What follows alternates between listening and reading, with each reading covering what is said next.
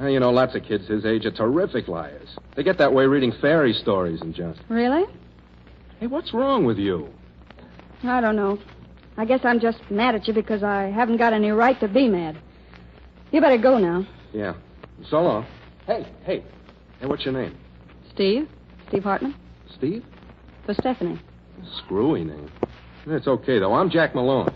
Oh. I better go. Tommy will think I've deserted him. Hey, wait a minute.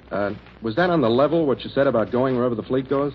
Why? Oh, because I owe you dinner or something for all the trouble I've caused you, and we're going to be in Frisco for about 3 weeks. Well, there's a little chop suey place called the Lotus Bowl. You mean that place on Grant Avenue? Yeah, so how's about dinner next Thursday night? I don't know. Well, you've almost got to. How else am I going to learn what happened to my son, Tommy? Okay. I'll meet you there at 7. That's a date. So long, Steve. So long, sailor. And whatever gave you the idea that I wanted you to kiss me? Well, I don't know. Didn't you? Well, I don't know either. Beat it, will you? Sure. See you Thursday. And say goodbye for me to the kid. I will. So long.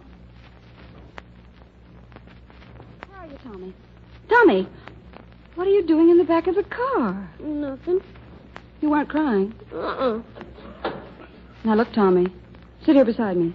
Okay. You shouldn't tell lies. You know that, don't you? But I wasn't lying. Honest, I wasn't. I was just pretending. I see. Well, now, let's stop pretending, Tommy. Who are your father and mother? And where are they?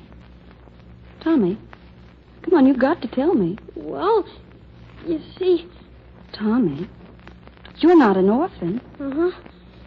And you ran away from a home? Mm-hmm. But why? Weren't they kind to you? Oh, sure. Sure, it was swell. But there's no future to it. No future? Well, not for kids my age. You see, we all got the kind of fathers and mothers we want all picked out. When they come there to the home to adopt kids, the one we like don't like us. You always want little kids, the squallers. If you're over 4 and got freckles and a couple of teeth out, you haven't got a chance. I see. So I thought maybe out on my own, I could find folks for myself. That's why I said that about the countermaster. Quartermaster. No, quartermaster.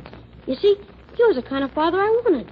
The kind I'd pick out if us kids could really do the picking instead of being picked. That's really why I said he was my pop. Tommy, do you really want that sailor for a father? You mean for keeps? For keeps. Sure, but I can't. He's sore at me. Hey, where are we going? Back to San Diego? San Diego? No, Tommy, we're following the fleet, you and I, to Frisco. He doesn't know it yet, but if they don't arrest me for kidnapping in the meantime, you're going to adopt a father.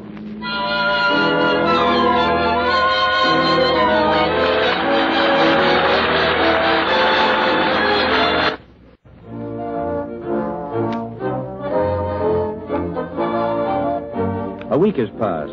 A week filled for Steve with all the complexity of being unofficial parent to a 9-year-old and realizing that it will take strategy to get Tommy the father he desires. Steve has been making plans. Steve, this whole thing is nonsense. What does a quartermaster want with an adopted kid? In this case, that's not the point, Dad. The kid happens to want the father, and I know how to work it, too. I've got to condition Jack Malone to the idea of being a father. You what? I have dinner with Jack tonight. I see him again tomorrow, maybe every day while his leave lasts. And every time I see him, I talk about boys, how swell they are, and how important fathers are to them. Then at the psychological time, I spring Tommy on him. You do. And he rushes right down the steps and adopts the kid. Any bets? I'll bet you get put in jail. That's what I'll bet. And there's another thing. How do you know this Malone fellow is the right kind of a father for the kid? If he would adopt him, I mean. He'd be a swell father. Oh, he would. And how do you know? What is it women are supposed to have, Dad? Intuition or something? Let's call it that. Yeah, we'll call it that. Okay, go ahead. It's crazy. But why should you suddenly turn sane at your age?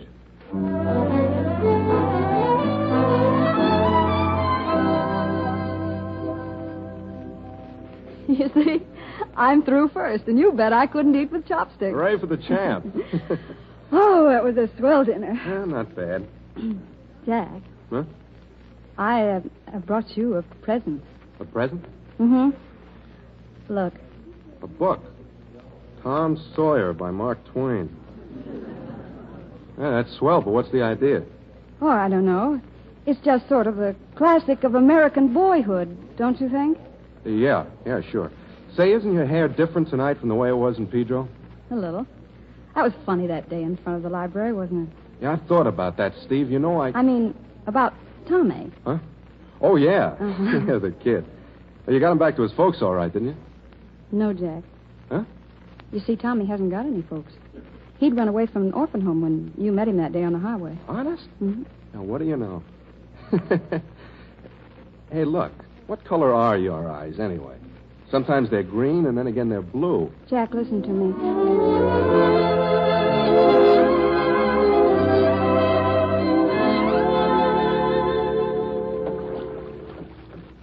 Yeah, how's that for plain and fancy rowing? Well, you know, it's great exercise, rowing.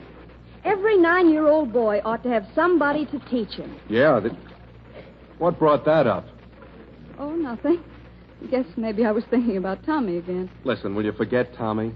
How's about the lunch? Sure. Here it is. Oh. Hey, what's that in the top of the basket? Oh, I brought you another book. Yeah? Mm-hmm. Yeah, did you ever read Sorrel and Son?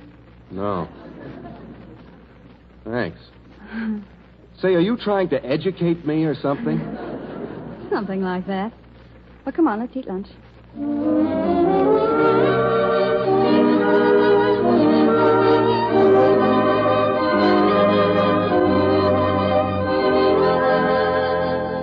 Oh, I know now.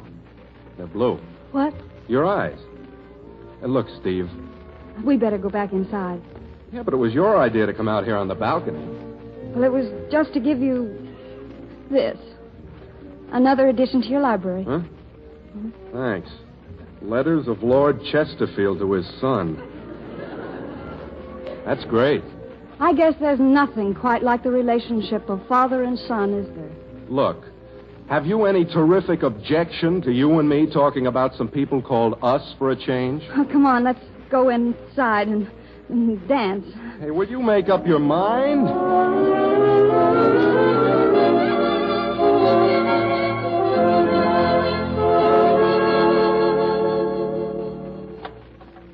Come on in. I guess the person I wanted you to meet isn't here yet, but they will be. Swell. Here, I'll take your hat. Thanks. Oh, nice apartment. Not bad. Steve. Hmm? We weigh anchor next week. Did you know that? Do you? Yeah. What's happened to you? You used to know all about the Navy. Now you never talk about anything but kids. That's silly, isn't it? Jack. What? If I asked you to do somebody a terrific favor before you went away, would you do it? What do you think? Look, Steve, Now, remember what you said, will you, Jack? Come in. Hi, Pop. It's the kid. Hey, Steve, it's Tommy. He must have... wait a minute. You knew he was coming here. Uh-huh. But you said you took him back where he belongs. You said that. Oh, but that's the craziest thing I ever heard of. You'll be sent up for 20 years hiding that kid out. Well, I guess you're right, unless you do something about it. Do something about it. What can I do? I'm going to adopt you. Steve said I could. You're going to adopt... Ah. I get it now.